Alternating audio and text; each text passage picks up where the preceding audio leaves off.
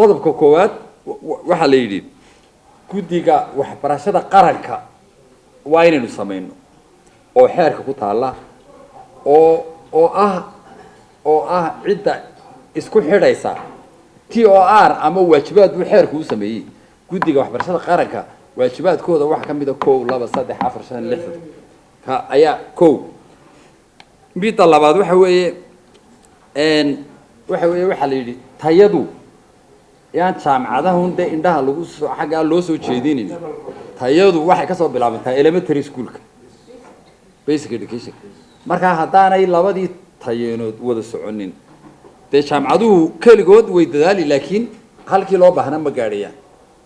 wasiir cismaan iyo wasiiradii ka horeeyay wasaaradda waxbarashadaba iyagana waxaan doonaa sidan oo kale wada tashi noocaas inaan ugu qabano wasiirkii aniga iga horeeyay dee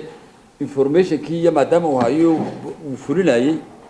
inaanu waayagnimadiisii markaa kulli muddo nala joogi doonaa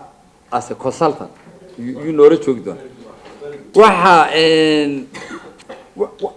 waxa ku xiga oo aynu isla garanay ruuxii inta saddexaad waxa weeye waxaynu isla garanay wixii coordinated maaha qofba dhinac ayuu isaga yar jabacsanaya waa in la helo dee nidaam coordinator oo participatory oo aynu ka wada qayb qaadano qodobka afraad aynu isku raacnay waxa weeyaan student registration iyo admission system laftigiisu midaysan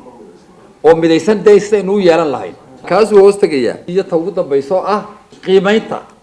evaluation kaasi waxaan doonayaa inaan ku koobnaan jaamacadaha qudhe waa inaynu daadashino oo aynu ilaa iyo elementary school aynu daadashino marba intii taagteena laakiin inagoo imika waxaan ku lahaa shaqaalaha maalin walba waxaan la kulmaa department ama laba dabeetana mararka qaarkood ilaa 3 aynu u qaadataa sidaanu u discuss karinaynu leenahay waxaynu meena qabsan karin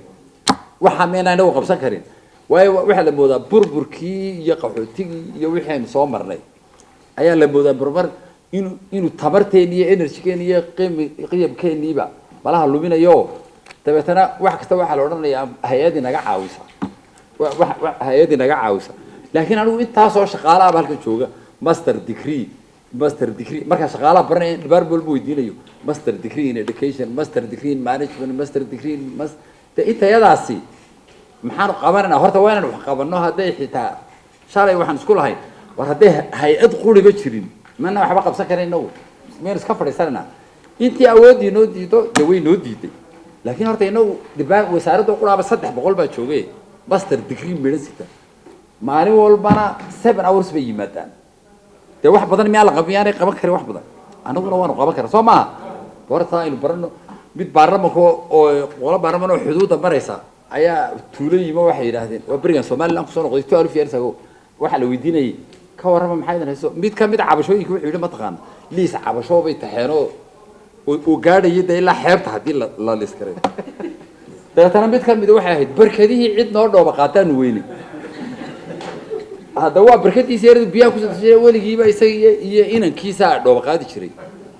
Soomaha dabeetana wuxuu doonayaa qof noorad boolka ka yimi inuu warshadi warbaahaas meel xun bay ay nala maraysaa 8 siin daro mana la dhaayo adduunyada waa ka caan wadanka burburka dhismaha iyo waxa kaga daran dadka waxa ka burburaba qiimka isku kalsoonidii iyo imika balbeerihii aabiyaasheen fari jireen ninkii aniga reerkay uu baalay beer ku lahaayeen aabahay oo qura markuu ahaa intaas oo jawaab ka soo saari jiray imika intaas aanu noqonay haddaan maanta idin geeyo meeshiina waxa laga yaabaa ina jeelka nagu guri leedan oo odhan leedeen